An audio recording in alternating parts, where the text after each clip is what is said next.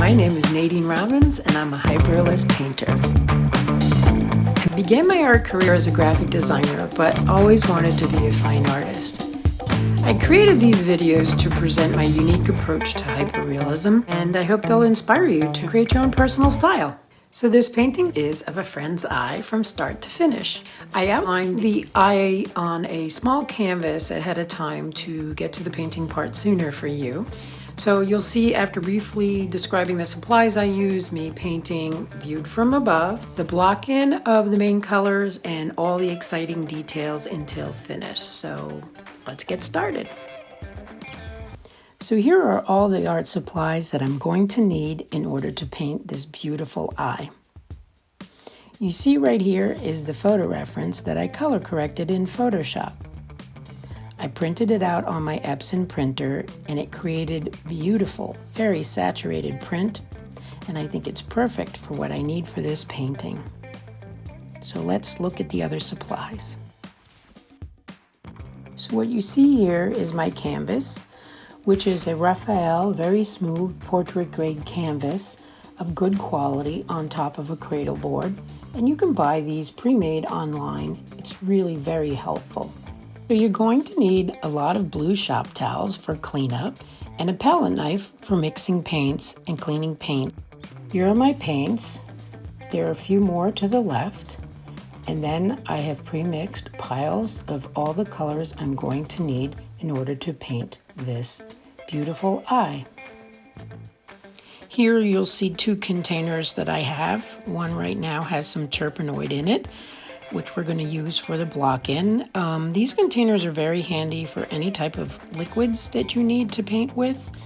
I really do love the fact that they have caps also, because you can store them in your freezer for a nice long time. Razor blades are very handy for cleaning off the paint from your glass palette. And speaking of glass palettes, I have this one made for me. It is a sheet of glass that's 1/4 of an inch thick that my local hardware store cut for me. I had them do a few of them actually. And I put some gray paper on the back and some blue tape around it, and voila, oil paints. I like oil paints that are heavy. There's a lot of pigment in them. I want them buttery and gooey and mixed well, and I just suggest you use any paint that you are comfortable with. These are my brushes. I love to separate them into 3 sets. The first set are sable brushes that I use for all the lovely details. The second set are filberts, because you can use them to paint thin or larger strokes with only one brush. And lastly, some old dry brushes to soften paint edges. So what is a block-in? Blocking in refers to an initial painting process of blocking the general colors and shapes on your canvas, and is mainly used in oil painting. The purpose of blocking in is to lay down the general composition and color harmony without worrying about the details.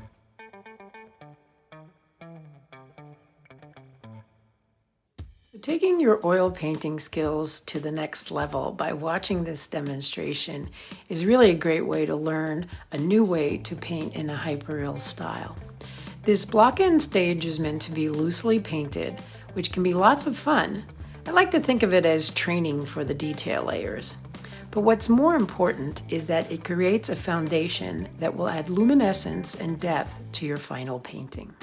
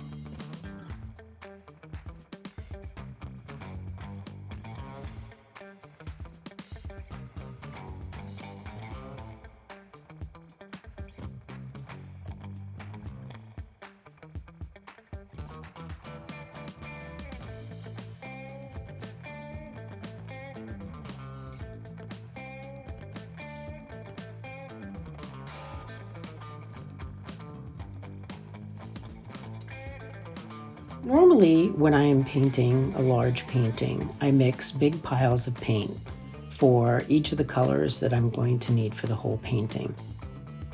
In this case, when I'm doing studies, I'm kind of learning about the color mixing. So I'm mixing on the fly and learning all the little details of what I need to do to either desaturate colors or make them more saturated, lighten them, darken them. Lots of different things and decisions to make at this stage, and that's the beauty of wet studies.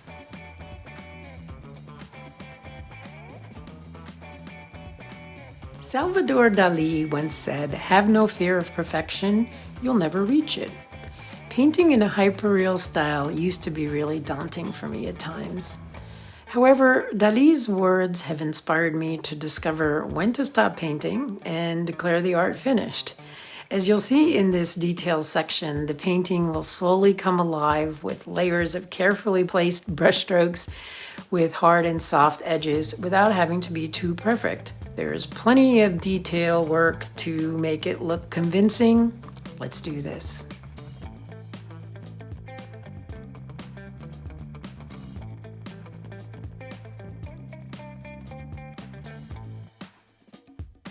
So we're into the details now, and you'll notice that I no longer have the palette on the left side, because at this point what's most important is the details. So whatever color I have already either pre-mixed or in my palette, it's off the screen at this point. And I think it's important for you to be able to see the details that I'm doing and not mixing up paints. As you can see, I sped up this part of the video.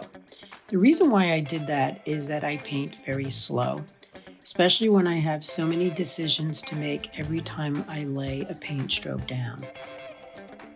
That being said, it was about 10 to 12 hours worth of footage, shortened to 2 hours, but you'll see that it actually doesn't look like it's going fast at all, and that just shows you how slow of decision-making process I'm making with every brush stroke. So I shortened it for you guys because it would be very long 12 hours.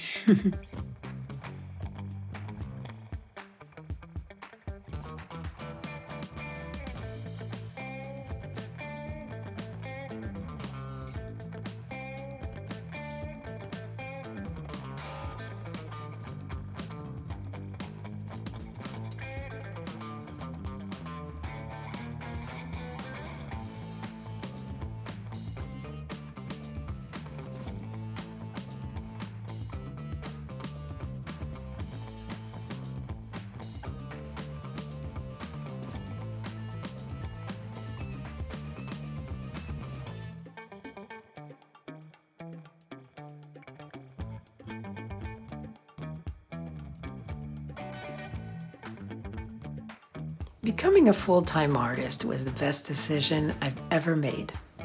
And although it can be challenging at times, it really is the most creative and rewarding job I've ever had. I hope you found value in this painting demo and that it inspires you to improve and develop your own unique techniques and style. If you're interested in future demonstration videos like lips, jewelry, or hands, you can email me or subscribe to either my YouTube channel or newsletter, and you can always follow me on IG or TikTok. Thanks so much for watching.